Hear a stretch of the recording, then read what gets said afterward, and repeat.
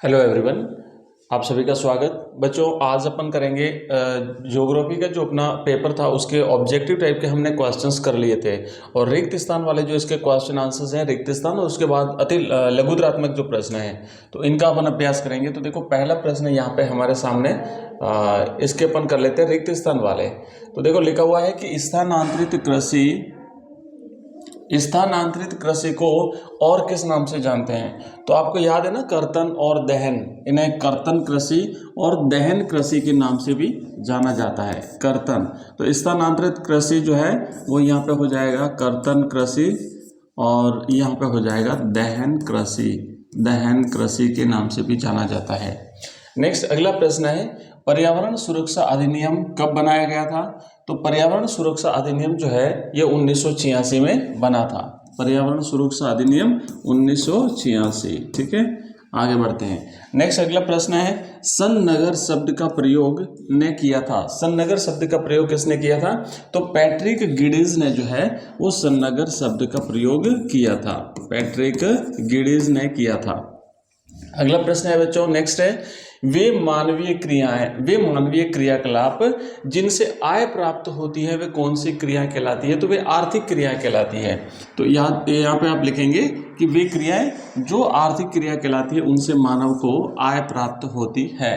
तो ये तो हमने किया खंड अ का हमारा रिक्त स्थान वाले प्रश्न बचे थे। और अब है खंड ब के जो लघुत्रात्मक प्रश्न है उनका अपन अभ्यास करेंगे। तो जो कि आपके किताब के विभिन्न चैप्टरों से लिए गए हैं, इंपॉर्टेंट है, परीक्षा में आने की पूरी संभावना रहेगी। तो पहला प्रश्न है, देखो पहला प्रश्न है कि जनांकीय संक्रमण सिद्धांत की द्वितीय अवस्था को बताइए। जनांकीय संक्रमण की जो विभिन्न अवस्थाएं होती है इसमें से दूसरी अवस्था हमें पूछिए। तो दूसरी अवस्था में क्या होता है। दूसरी अवस्था में सबसे पहले तो प्रजननशीलता जो है ना वो बढ़ेगी। तो जनांकीय संक्रमण सिद्धांत की जो द्वितीय अवस्था है इसमें प्रजननशीलता यानी कि जो जन्म दर जो है वो उच्च रहती है, लेकिन समय के अंतराल के साथ साथ उसमें धीमी गति से गिरावट भी आती है। ठीक है, तो एक बात तो आपको यह ध्यान रखनी, पहले तो लिखना है कि जन्म दर उच्च रहती है लेकिन समय के अंतराल के साथ साथ उसमें गिरावट आती है।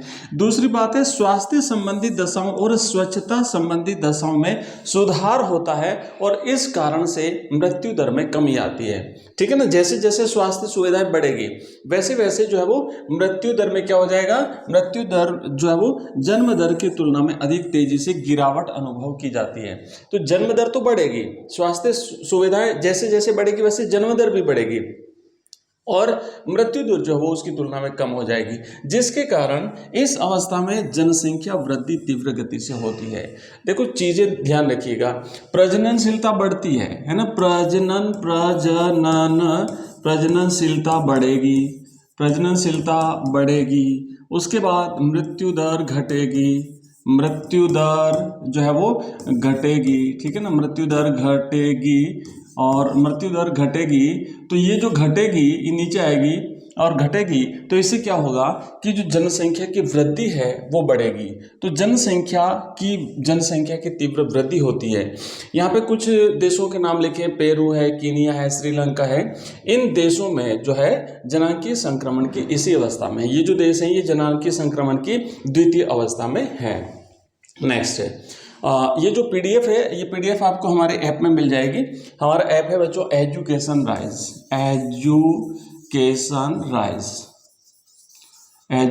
राइज नाम से हमारा ऐप है। इस वीडियो के डिस्क्रिप्शन में लिंक दिया हुआ है, उस लिंक पे क्लिक करके आप इस ऐप को डाउनलोड करेंगे। वहाँ पे आप भूगोल के कोर्स में जाएंगे, अलग अलग कोर्सेज बने हुए हैं, भूगोल का, हिंदी का, हिस्ट्री का, पॉलिटिकल साइंस का, ज्योग्राफी का, इंग्लिश का।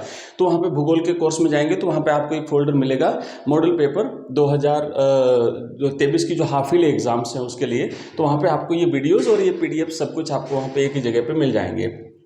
आप इस चैनल को सब्सक्राइब भी कर सकते हैं अगर नए हैं तो, और अपने मित्रों के साथ शेयर भी कीजिएगा। हमारे व्हाट्सएप ग्रुप में अगर आप जुड़ना चाहते हैं तो मैं आपको अभी थोड़ी देर बाद आगे नेक्स्ट नंबर दूंगा, उस नंबर से आप जुड़ सकते हैं। अब देखो हम यहाँ करेंगे नेक्स्ट, हमारा जो अगला प्रश्न है वो है मानव गरीबी सूचकांक की विशेषताएं बताइए। तो जो मानव गरीबी सूचकांक है बच्चों, इसकी विशेषता आपको बतानी है। पहला तो देखिए कि मानव गरीबी सूचकांक जो है इनकी निम्नलिखित 3 विशेषता है। मानव गरीबी सूचकांक मानव विकास में कमियों को ढूंढता है, ठीक है, अतः यह मानव विकास सूचकांक से संबंधित होता है। दूसरा है कि मानव गरीबी सूचकांक एक बिना आय वाला माप है। और तीसरा है कि मानव गरीबी सूचकांक के अंतर्गत 40 वर्ष तक के जीवित न रह पाने की संभाव्यता, प्रौढ़ निरक्षरता की दर, स्वच्छ जल की उपलब्धता न रखने वाले व्यक्तियों की संख्या तथा अल्प शारीरिक वजन रखने वाले बाल आयु वर्ग के बच्चों की गणना इसमें की जाती है, ठीक है। तो ये है, आप इसमें लिख सकते हैं। नेक्स्ट अगला हमारा प्रश्न है छठा, परिवहन के कौन कौन से साधन हैं, संक्षेप में बताइए। तो देखो परिवहन वाला जो हमने पाठ किया था, परिवहन और संचार, आपका जो 7वां चैप्टर है ना, चैप्टर नंबर आपका 7 जो है परिवहन और संचार, परिवहन और संचार। तो इसमें मैंने आपको कंप्लीट नोट्स भी बताए हैं।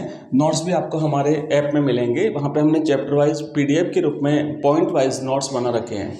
तो उसमें हमने देखा था कि जो परिवहन की जो साधन है या परिवहन की जो विधाएं हैं, है ना, वहाँ पे हमने 4 विधाएं या 4 साधन देखे थे।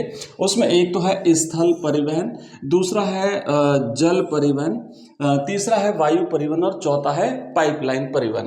अब अगर स्थल परिवहन की बात करें बच्चों, तो स्थल परिवहन में मुख्यतः निम्न को शामिल किया जाता है। एक तो सड़क परिवहन है और दूसरा रेल परिवहन है। स्थल परिवहन जो भूमि पे परिवहन होता है, तो सड़कों के माध्यम से, और सड़कों में भी इन्हें कम दूरी और एक स्थान से दूसरे स्थान तक सेवाएं प्रदान करने में, सेवाएं और वस्तुओं को एक स्थान से दूसरे स्थान पर ले जाने में सड़क परिवहन जो है वो सस्ता भी है और तीव्रगामी भी है।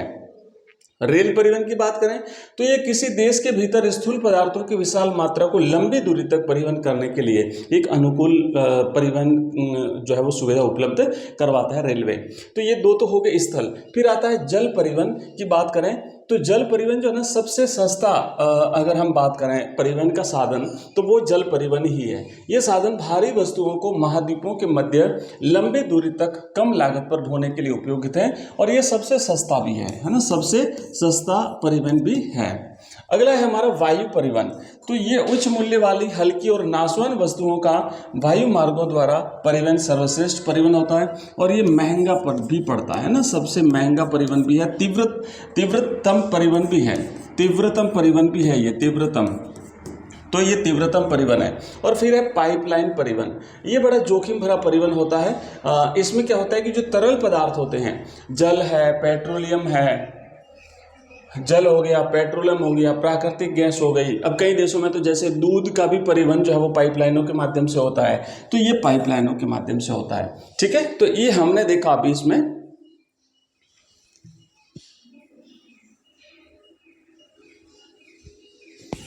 ठीक है। तो ये हमने देखा यहाँ पे परिवहन के बारे में। अब हमारा नेक्स्ट है 7वां प्रश्न, विभिन्न विकासशील देशों में नगरीय बस्तियों की सामाजिक और सांस्कृतिक समस्याओं को बताइए।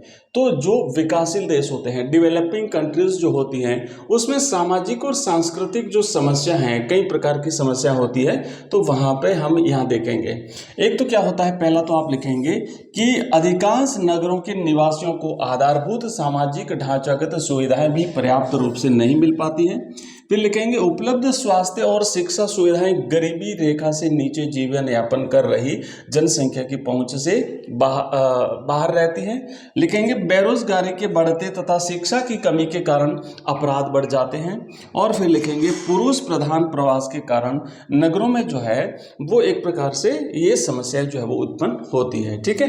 तो ये हमने अभी देखे 7 प्रश्न, और बाकी के जो हमारे जो प्रश्न हैं इनको अपन नेक्स्ट वीडियो में लेंगे। 8वां जैसे प्रवास के सामाजिक परिणाम, भारत में आधुनिक नगरों के विकास पर संक्षिप्त टिप्पणी लिखिए, और इस प्रकार के खूब सारे प्रश्न हैं। तो ये सारे अपन नेक्स्ट वीडियो में देखते हैं। मिलते हैं नेक्स्ट वीडियो में, तब तक के लिए बाय, थैंक यू, धन्यवाद।